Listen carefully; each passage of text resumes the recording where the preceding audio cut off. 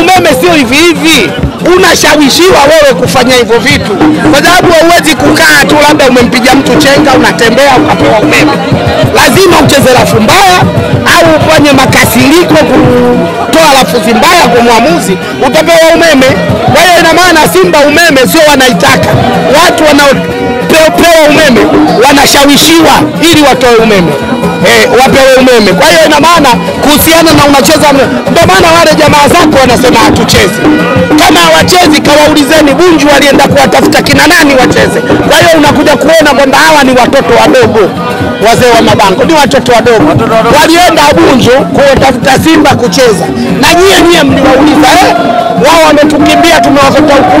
Sasa hivi kwa nini wanakimbia kama walitutafuta kule? Uwezi, angalia hiyo safu, unamkaba nani unamwacha nani? Angalia dimba la kaki pale kwenye kisoda, watu wanavyokontrol mali na wanapiga mali.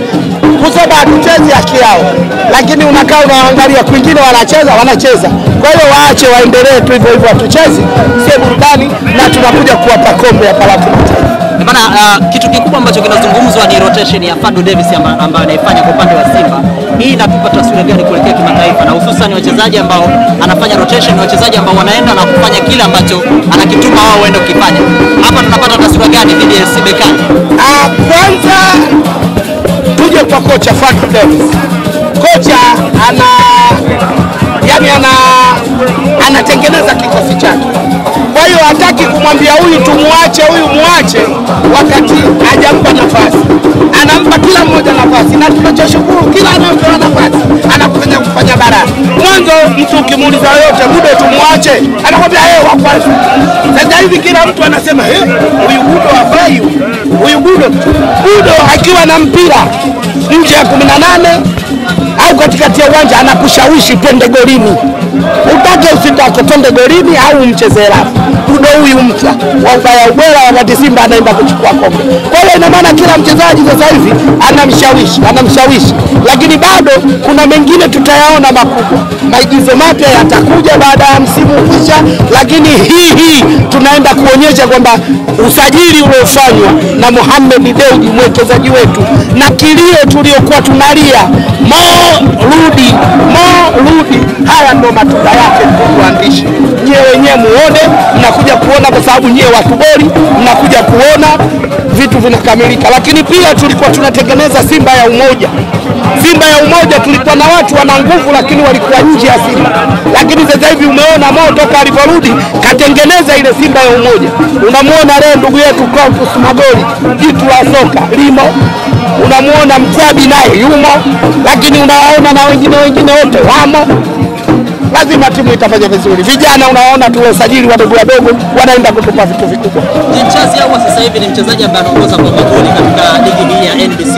Unaona kiatu cha mfungaji bora kija kwa upande wa Simba kwa Jinchazi bado asibweteke. Kwa sababu tukimzungumzia huwa kuna wengine kina Mkwala nao hapo wanamkaribia. Lakini kwa kina Ateba nao bado wanamkaribia. Nisiongelei hao wengine washindane na kina Mkwala, kina Ateba kwanza hapa kwa muda huu, lakini kule kwa huwa kama anapokula twiga hawawezi kufika.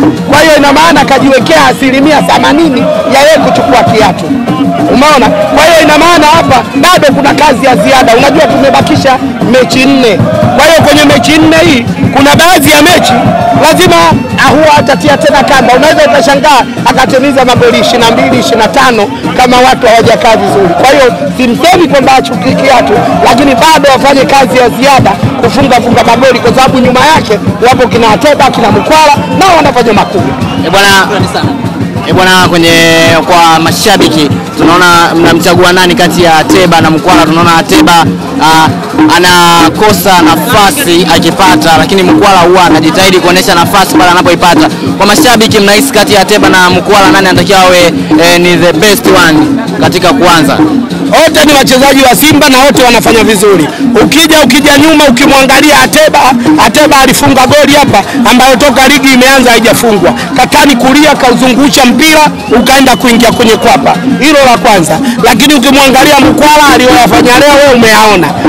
Nayo huwezi kusema. Kwa hiyo huwezi kumbeba Kulwa Doto ukamwacha. Kwa hiyo wote wanafanya vitu vikubwa, lakini bado wanatakiwa kufanya ushindani mkubwa. Kila anayepata nafasi hakikisha anafanya vitu vikubwa. yani leo kwa mwana Simba ukimwambia aanze nani unachanganyikiwa, kwa sababu hata kocha mwenyewe anachanganyikiwa. Nianze na striker gani? Na Simba hata kama wote hao Ateba na Mkwala ukiwaweka nje, ukitengeneza ile safu ya mbele pia ya wachezaji hao ambao tunao mawinga midfield, nayo tutafanya kitu kikubwa. Na kuna wachezaji wana kiwango kikubwa lakini hawapati nafasi ya kucheza, kama kina Balua walionyesha kiwango kikubwa lakini tunaona hawapati nafasi. Hii mashabiki haiwaumizi kwa sababu ni vijana ambao ni wadogo, lakini ni wana kiwango kikubwa lakini hawapati nafasi kabisa ya kucheza mara kwa mara.